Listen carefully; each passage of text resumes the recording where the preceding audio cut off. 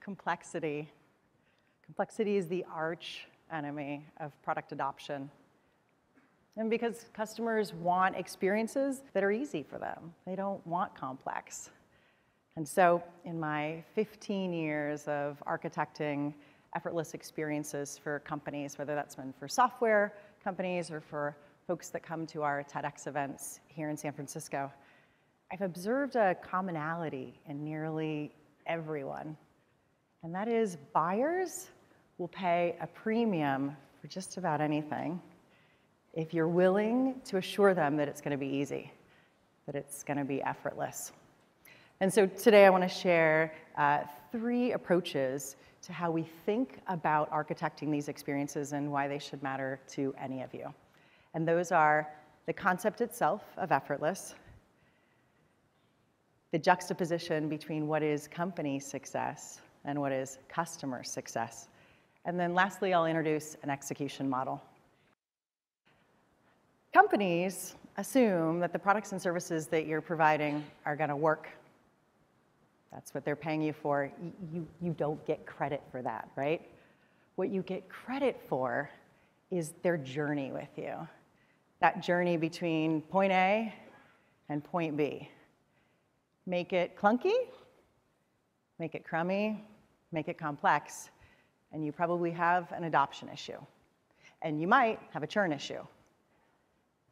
Now, make it like the green line. Make it easy to buy, easy to use, easy to service, and you leave very little room for your customers to be curious about your competitors. And that is the heart of effortless. Now, in my years of researching customer behavior, I found an unexpected insight. And that insight is what effortless is not. And that's this concept of the golden rule. We think that we should treat people the way that we want to be treated, right? The research says that that's not true. Because that assumes that that you and I, that we're the standard for everyone else in this room. And we're not. Companies need to treat customers the way that customers want to be treated. And so to know how that is, we need to ask. I'd like you to imagine the last customer success meeting you were in last week, 2 weeks ago. Whatever was the meeting where you were there and the agenda was about helping the customer. You're thinking about the very things we were just talking about, the asks, right? How do I get to the heart of what my customer needs? And inevitably, somewhere along the way, as the dialogue is progressing, whammo, we all fall into the same trap. We all do. And that trap is what I lovingly call the acronym soup. The acronym soup is where the meetings that we're in that are intended to be about the customer experience and the friction points they're having and why they're paying money to use your products and services quickly move away from answering their questions and measuring their metrics. And thus it becomes less about customer success and a lot more about company success. And this is not nuanced. Because if we all are serious about impacting and accelerating our ability to affect change, then we all need to be a bit more honest, from our CEOs to our interns, about the ratio of time that we're investing in talking about our customer success and really thinking about how they're the center of what we do, and the ratio of time we're spending inside of the alphabet soup that, while valuable to our company, is really not about serving our customers. And so this ratio dilemma, coupled with years of understanding how customers think about our experience and how we monetize that, it led me to develop a model. And that model seeks to balance this ratio issue that we're talking about. The way that we serve our customers and the way that we affect the viability, sustainability, growth, and profitability of our companies. And that model is called LAP.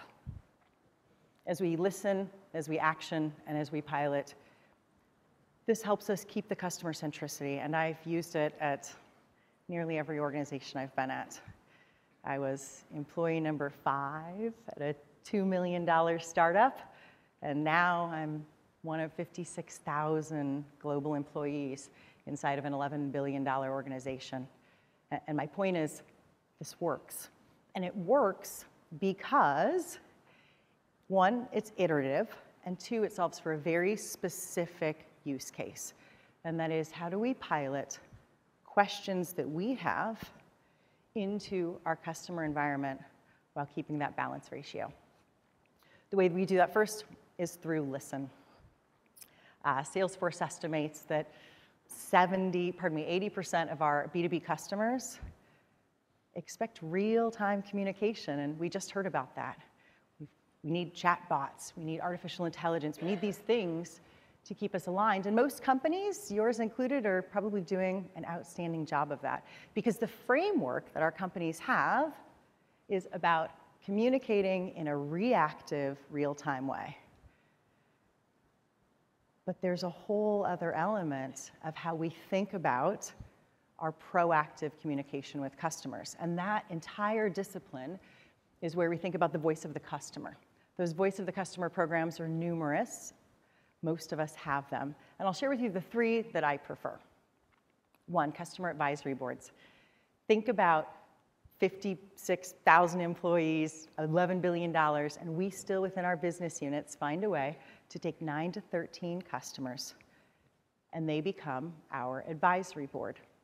Did this when I was at a small company, and we might have only had 15 customers, so they were all our advisory boards, or part of our advisory board. But think about that purpose as an intersection, the intersection of how they run their business that's changing every single day and how you fit into their ecosystem. We tend to have this very inside-out view, the inside-out that says, I'm the company, I provide these products and services, and that is what you pay me for. Customer advisory boards have us look at the outside-in view. We start with a customer perspective, and we're able to architect our new services, our new products, back towards the sort of experience that they're telling us that they need and want to pay us for. Another tool is surveys. People tend to think of surveys as quantitative only, but there's also a qualitative value. And that is, if you're curious how your customers are experiencing the friction level of using your product, how effortless or effortful it is, there's a survey for that. If you're curious about the overall satisfaction with your company, there's a survey for that as well. And probably most popular and equally as important, if you're curious about whether your customers will attach their reputation, their name, to your company, there's a survey for that. NPS is a loyalty metric. The last one is deceptively simple. It's a question I've used over the career where I ask customers, what should we start, stop, and continue doing to help you be more successful? And why this is deceptively simple is the following. Think about having that conversation with your partner at home. Think about having that with your boss. And suddenly you're creating a framework where someone, your customer, your boss, whomever, is able to say, well, here's the thing that you're doing, and you're able to interpret that as what you're getting right, because it's an effortless experience. You're also able to understand where your company is introducing friction points into their ecosystem that you weren't even aware of. It's important to understand what we do with listen, because the research suggests that when we ask customers what they think and then we take no action, it yields an increased negative sentiment towards the company than if we hadn't asked at all. And so this is why when we ask and proactively listen to our customers, we have to take action, which is our second phase. McKinsey calculated that 70% of B2B marketing dollars and sales efforts are not spent on what matters to customers. Colgate is a fantastic example of this. Colgate, what matters to their customers? I don't know, toothpaste, health, minty breath. That's what matters to their customers. And so millions of dollars later, they knew what mattered to their customers, and they introduced frozen beef lasagna. True story, Google it. It was a failure. You can imagine why. And this is the foundation, the heart of why we have to listen to customers. Because someone in some boardroom in your companies is getting this bright idea about a feature, and you're going to spend a whole bunch of money without even testing it with the marketplace. And so a lot of us wind up being part of that 70%. That 70% that McKinsey estimates have really little to do with what our customers want. And that means that we're just kind of hoping. And hope is not a strategy. What is a strategy is how we approach the things that we want to understand and pilot with our customers. And we start with a very simple question. What do we want to know? And what do we want to know is limited to 2 questions. Remember, we have all this listening data from our customers, and this model is specifically about piloting our ideas into their ecosystem. By limiting it to 2, you avoid analysis paralysis. It's super easy to hide behind your data and never actually take action.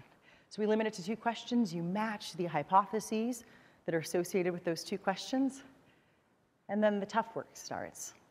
How do we measure what's success and what's failure from both the company perspective, that inside-out view, and the customer perspective, the outside-in view?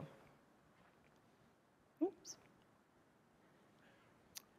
It's important that we're realistic. Most of us have big ideas that we want to affect change for our customers. And the ecosystem in which we belong often can't take in all of those ideas. I call that organ rejection. Organ rejection is where we're unable to sustain the people, the process, and the technologies it would take to answer 2 very basic questions. And so when we say be realistic, one of the methodologies that I've used over the years, T-shirt sizing. T-shirt sizing is where your cross-functional teams come together, they have an estimation effort, and it's pretty simple. That's an extra small for my department. That's a triple XL T-shirt for my other department. And that estimation of those people, process, and technologies allows your company to know if you're going to invest these marketing dollars and these sales dollars into something that you can even execute on. I said earlier that hope isn't a strategy. We can't just hope that our big idea is going to make it in the marketplace if we can't even execute on it internally. As we've listened to our customers and as we've taken action, then we need to go out to the marketplace with our pilots. Our pilots ought to be selected through customers that can actually get value from the questions that we're trying to answer. The second president of IBM, he said that if you want to increase your success rate, go ahead and double your failure rate. And while that's a bit quippy, I think the heart of it is true. And the heart of that is saying that if we fail together. And that's the message that we have for our customers when we go out to them and start this pilot group. It's this idea that we have to be incredibly transparent about how we fail together and how we win together. These are existing customers, and we need to be keeping our ideas aligned with what's going to bring them the type of value that they're looking for. Which brings me to timing. Assuming most of you have read Guy's book, Farm, Don't Hunt. If you haven't, shameless plug, please buy it. But what I found fascinating is he has this very elegant framework around how we think about the cycle of our customers. And in one of the areas, he really helps us measure what is the most vulnerable time for our customers, and then when are they mature? When are they actually receiving value?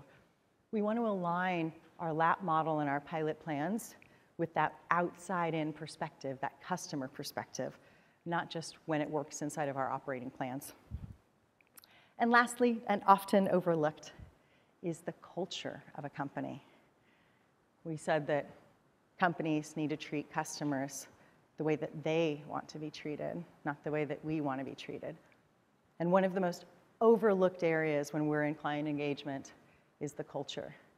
If you're an edgy company and you're dealing with a serious company, one of the best ways that you can avoid introducing complexity into the environment is simply mirror their behavior Doesn't mean you stop being the cool company. It means that you're committed to the success of what it is that you want to deliver. And to do that, we need to just mirror people, and we need to mirror those cultures. When we think about this idea of effortless experiences, we've said today that we need to be able to remove the complexities that get introduced into the system. And if complexity is the archenemy of product adoption, I would submit to you that it's also the archenemy of culture adoption.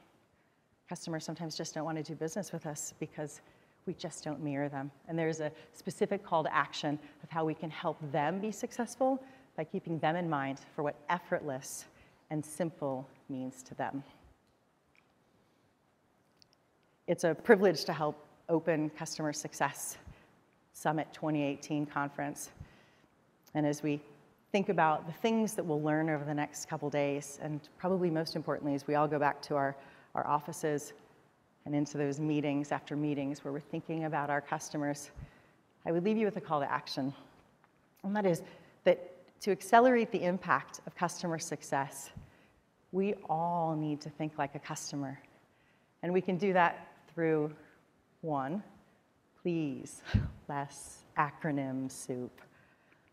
And two, let's really think about the experiences that we're designing and put our customers at the center of those effortless experiences. Thank you.